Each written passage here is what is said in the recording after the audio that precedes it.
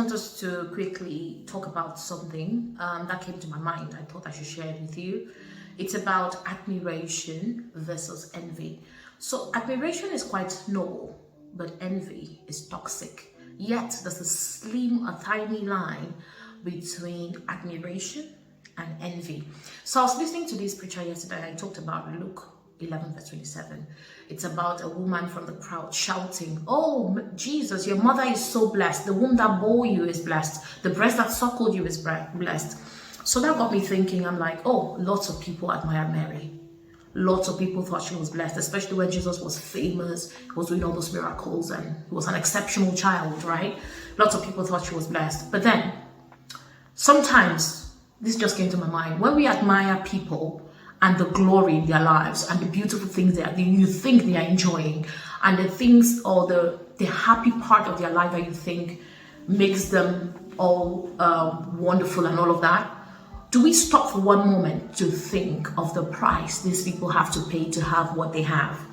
Sometimes, right, people enjoy things that they have paid very dearly for, that have made sacrifices that you cannot make. So admiration is noble. You can work hard to become like the person and all of that, but it's not every time that we are given the same grace that the other people who are enjoying what we desire have. I don't know if I'm making sense, but I just want to say here that Mary was a blessed woman, yes.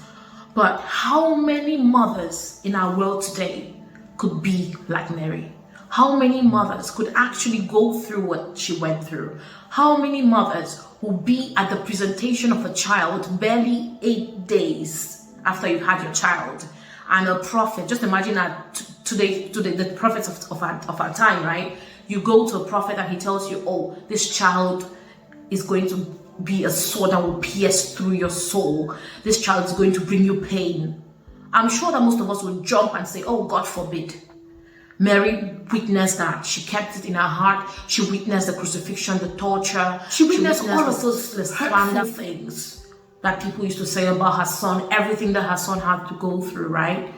Yes, she was going through her own process. She was going through her own pain. She was making her sacrifices. But lots of people did not really stop to think about what Mary went through had to go through as a mother in this whole salvation history. She went through a lot. Mary is a woman like no other. I don't know, she had some extraordinary grace. So it's the same thing for us. Most times we admire things that people have. But the question is, can you pay the price that they have paid?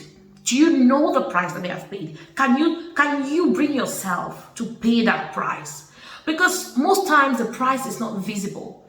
People enjoy things that they have paid prices that have already paid for. People enjoy things that they are paying for. People enjoy things that they will pay for. So each and every one of us has a grace.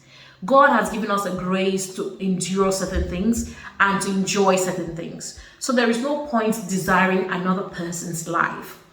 And that's why I was talking about the thin line between admiration and envy. Admiration is beautiful, but when you start desiring the person's life, when you start talking down on the person's achievements, when you start trying to be like the person, that becomes a problem, because each and every one of us are unique. We came to this world. We have our journey, we have our graces, we have our blessings, everything tailored just for us.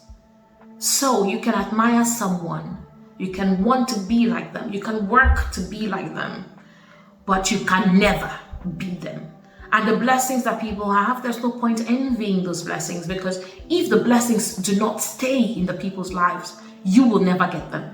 Because what is for me is for me. What is for you is for you. So we all have to journey together, celebrate each other, celebrate our wins, mourn together, strengthen each other. But at the end of the day, let it just be admiration. Let us stay with admiration. Let us stay with having role models. Let us shun envy, because envy is toxic. Envy makes us to live in ingratitude, wanting to be like other people, of which if they were to give us their load to carry, we will not be able to carry their load. So please, let's all stay on our lane, run our personal race, and see what God has for us in the future and see the path that He's taking us to. Thank you very much for staying with us. I hope that I made some sense. I hope that I made some impact. Sometimes I just come up with these thoughts and I want to share with you, just to touch someone's life. Someone might need to hear this. Admiration is noble, but envy is toxic. Watch out for that tiny line between admiration and envy. If you don't have something, you can admire it, but do not talk bad about it. You don't know the price that people pay to get what they get. There's this famous trend on Instagram. They say, if you see me enjoying, I beg, leave me, because I have worked for this. I've been through hell and back to get. Yeah, so that's it. Sometimes we pay the price for the things we're enjoying. Sometimes we are still to pay the price. Sometimes other people have paid the price for the things we're enjoying.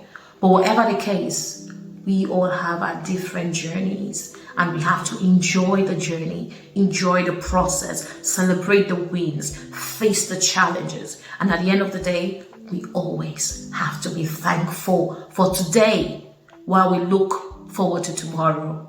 Let's be thankful. Let's live a life of gratitude and contentment. Thank you very much. God bless you. Have a lovely week. I love you all.